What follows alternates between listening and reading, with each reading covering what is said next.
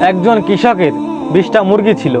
সে তার মুরগিগুলোকে শেডে বা খাঁচায় আটকিয়ে পালতো এবং কৃষক যখন ফ্রি হতো তখন সে তার মুরগিগুলোকে বাইরে ছেড়ে দিত এবং কৃষক সেখানে বসে থাকতো এবং সে আবার চলে যাওয়ার আগে মুরগিগুলোকে খাঁচায় আটকিয়ে রেখে যেত।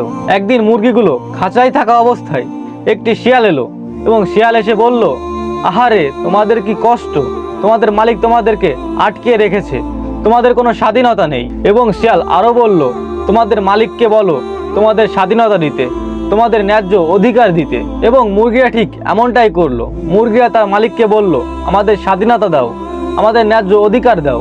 মালিকও ঠিক এমনটাই করলো। মালিক তাদেরকে স্বাধীনতা দিল, মালিক তাদেরকে ছেড়ে দিল।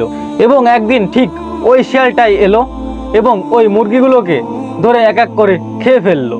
তো মোরাল অফ দ্য স্টোরি, আমাদের সমাজে কিছু স্বাধীনতাকামী মানুষ বেরিয়েছে। তারা নারীদের স্বাধীনতা চায়, তারা নারীদের ন্যায্য অধিকার চায়, তারা নারীদের পর্দার বিধান মানে না।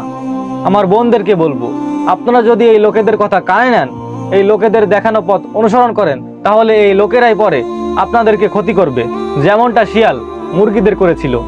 আশা করি বুঝতে পেরেছেন।